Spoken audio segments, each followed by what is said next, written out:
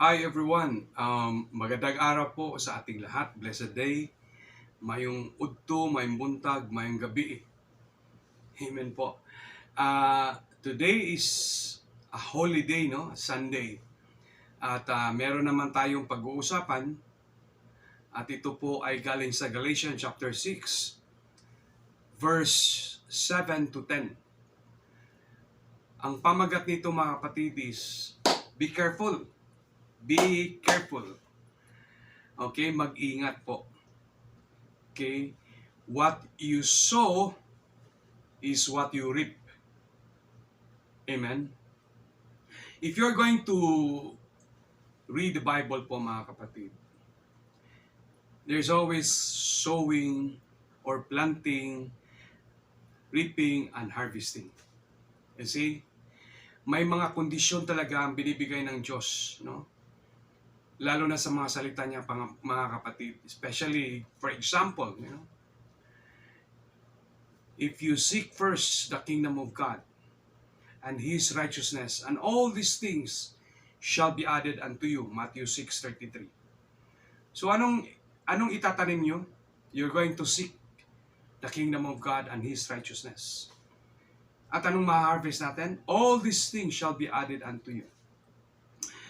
These are the basic examples lang mga kapatid na makikita natin sa Biblia that prove that what you sow is what you reap. And then, it also comes in the book of John, chapter 15, verse 7. Sabi doon, if you abide in me, and my words abides in you. So ano po yung ipaplant natin? Ano po yung isusow natin? Dapat po tayo ay mag-abide sa Diyos. At yung salita, okay, ay nasa sa atin. At mag-abide din tayo at mag-obey tayo. Ano po yung harvest doon? Ano po yung mapapala natin? Ano po yung maririp natin? Amen? Sabi doon, whatever you want or whatever you wish, it will be granted. So, it's about sowing and reaping. Planting and harvesting. Kaya, be careful.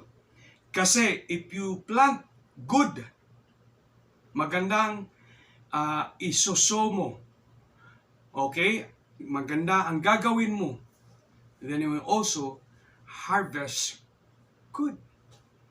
Pero, kung gumagawa ka ng kasamaan, sure you will harvest also destruction. Amen? So, let's go into it po mga kapatid. Be careful Be careful. What you sow is what you reap. Amen? According to the book of Galatians, chapter 6, verse 7 to 8, umpisa natin. Anong sabi doon?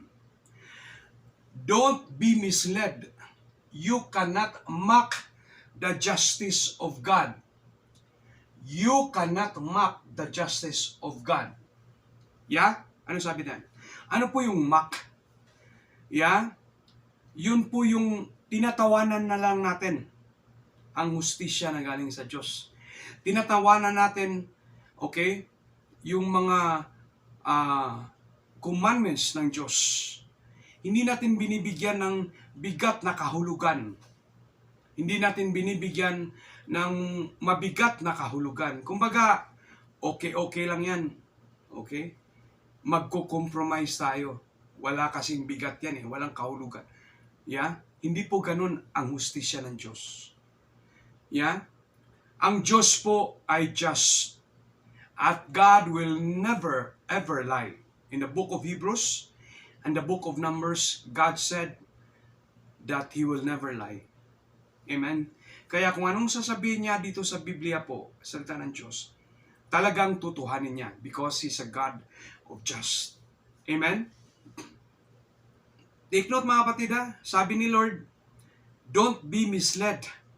You cannot mock the justice of God. Amen? Yun ang pabala niya. So be careful. Pabala ng Lord yan Hindi po pwedeng baliin ang hustisya ng Diyos. Kaya ang sabi niya, ang magandang explanation niya rito, sabi niya, you will always harvest what you plant. You see that? Yeah? You will harvest what you plant. Kung meron kang itatanim, amen? Yeah? Meron ka talagang aanihin. Ngayon po, careful tayo kasi ang hustisya ng Diyos, hindi po siya mababali po. He is a just God. Now ngayon po, kung ano po itatanim natin po, let's say, tatanim tayo ng, example lang ha, magtatanim tayo ng kamote. Of course, bubunga siya ng kamote. Magtatanim tayo ng saging, magbubunga din siya ng saging. Magtatanim tayo ng mangga, magbubunga na siya ng mangga. We will always harvest. Now, kung magtatanim tayo ng sama, okay, we will also harvest sama. Yeah. Nakuha niyo po mga kapatid, it's about sowing and reaping. Now, ito po yung maraming ginagawa ngayon sa mundong ito, especially in the social media. Kaya be careful. Kasi, yeah, marami tayong sama ng loob eh. Lahat naman tayo, meron tayong sama na sama ng mga experience. Sama ng loob, okay, sa coworker mo, sa kapamilya mo, sa kapitbahay mo, sa ibang tao, ka-church mo. Okay? Amen? So, ang ginagawa ng karamihan ng tao ngayon, yung sama nilang loob, ibabato nila ngayon sa internet, which is not good. Why? Kasi, kung ano po yung sama na nilalabas mo dyan, especially yung mga cursing, yeah, at tinatanggap yan ng iba, yan po ay magbubunga din ng curse sa kanilang buhay. Ikaw rin, na nagpa-plant ng curse na yan, magbubunga na ng curse sa buhay mo. Kaya huwag kang magtataka na kung gagawa ka ng masama sa ibang tao, okay? Yeah? Babalik rin sa iyo yan na merong gagawang masama sa iyo. Amen? Now, we as Christians po mga kapatid, alam natin, iingatan natin whatever we post in the Facebook, whatever we share in the Facebook or other social media, or whatever we talk to other people around us. Ingatan natin ang bibig natin. Kasi sabi nga ni Lord, no? The tongue can kill or make that person alive. It is between death and life, yung tongue ng tao. Amen? So, be careful. Sabi, nagpabala ang Diyos ngayong araw na ito. Be careful kasi we cannot mock God. He is really a just God. Yeah, the form of justice that He implied dito po sa Galatians is that whatever you harvest, that is what you plant. So whatever you plant, you harvest. Whatever you sow, you reap. Nakuha niyo mga kapatid? Kaya iwasan. Iwasan na magbibigay ng sama ng loob. Sa ngayong panahon mga kapatid, napakarami po.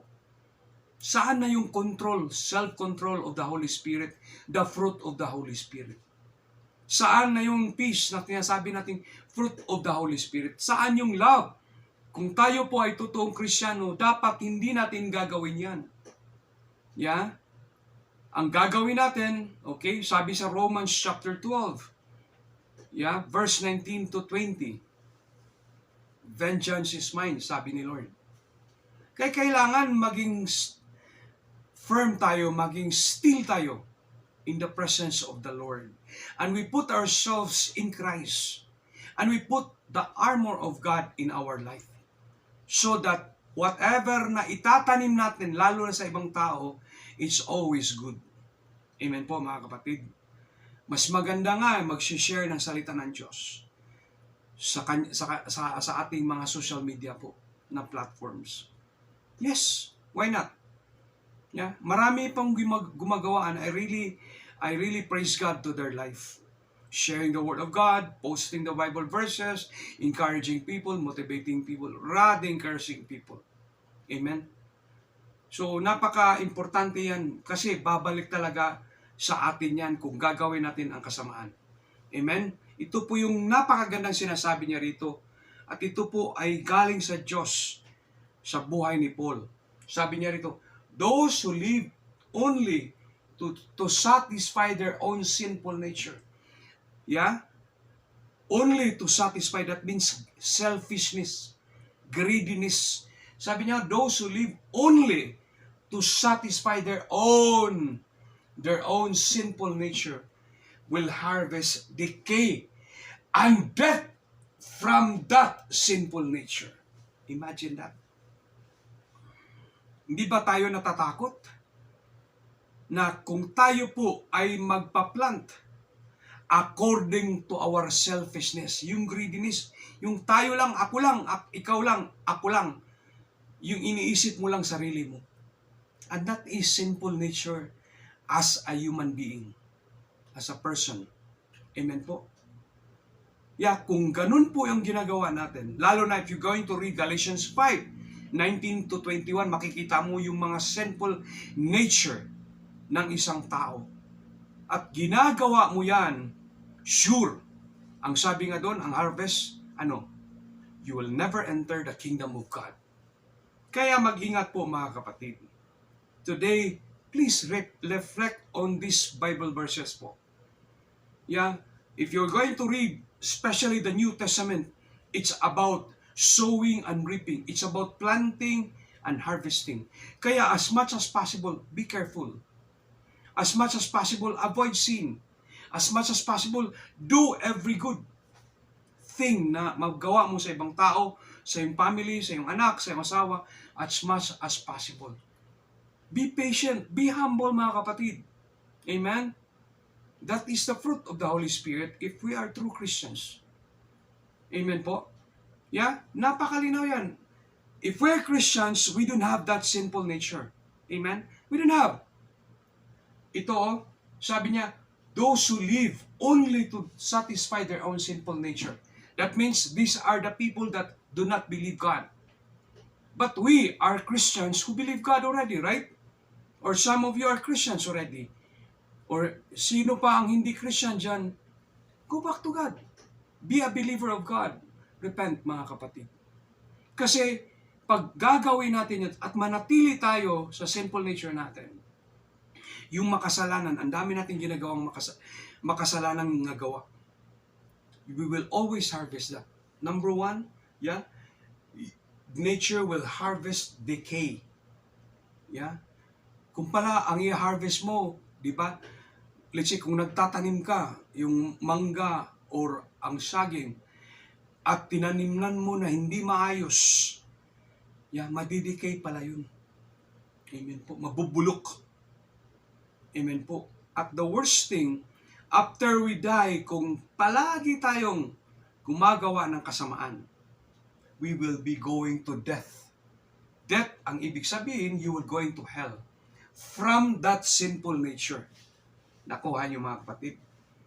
Kaya ang sabi ni Lord, but those who live to please the Spirit, those who live a holy life, those who live and obey the commandments of Jesus Christ, those who live in holiness, those who live in humility, in peace, in joy, in love, in self-control, in kindness, yeah, in gentleness, you have the fruit of the Holy Spirit.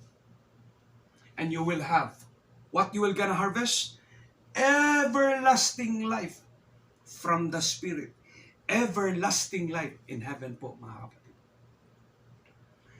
You see po, napakagandang mensahe ng Diyos ito. Ito po ay reminder sa ating lahat. Ito po ay warning sa ating lahat. Amen? Kaya mga kapatid, balik na tayo sa Diyos. Alam nyo, some of us hindi po naniniwala na merong hell at heaven. Pero alam nyo mga kapatid, meron. If you're going to know the truth, if you know the truth will set us free. Ang katotohanan mga kapatid, habang ikaw ay nandito sa lupa, tayo po ay nagtatanim. At mapalad at blessed tayo na if we plant, yung plant natin, yung tinananim natin, ay ang mula sa langit, makalangit. Pero ang tinatanim natin ay puro sama. Puro evil deeds. Puro mali. Walang kabutihan ang buhay natin. Yan, mag-harvest tayo doon po sa impyerno. Amen? Kaya ini-encourage nga ni Paul ang taga-Galatians po mga kapatid. Ini-encourage siya dito sa Galatians chapter 6, 9, and 10. Sabi niya, sa pamagitan ni Paul, sinabi ni Lord, so let's not get tired of doing what is good. Amen po? So let us not get tired of doing good, what is good. Doing what is good. Amen? At just the right time, we will reap a harvest of blessing if we don't give up. Napakaganda pala mga kapatid, no? Na habang tayo po ay buhay sa mundo at we keep doing good, we keep on doing good, we will harvest pala blessing. The blessing, if you're going to read Proverbs chapter 10 verse 22, the blessing of the Lord will make you rich. See that? All of us wants to be rich and wealthy. Yes, even me. But the wealthy and the rich that makuha natin, ay galing lamang sa blessing ng Diyos. Kaya ini-encourage ni Paul ang mga Galatians, do not get tired of doing good. Amen? Kasi if we don't give up mga kapatid, we will harvest blessing while we are still alive, and we will harvest also eternal life after we die. Amen? Therefore, sabi niya rito, therefore, whenever we have the opportunity, we should do good to everyone, especially to those in the family of faith. Amen po? Malinaw na malinaw po.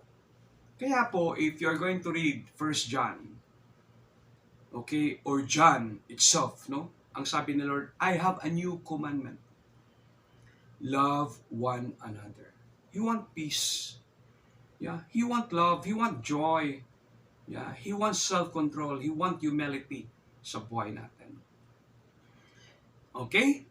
So, take note mga kapatid and warning po at be careful. What you sow, is what you reap. What you sow is what you reap. We cannot mock God. God is just. Amen po? Okay? Reminder po, be careful. Our life, in this earth is about sowing and reaping. It's about planting and harvesting. Kaya it's not too late.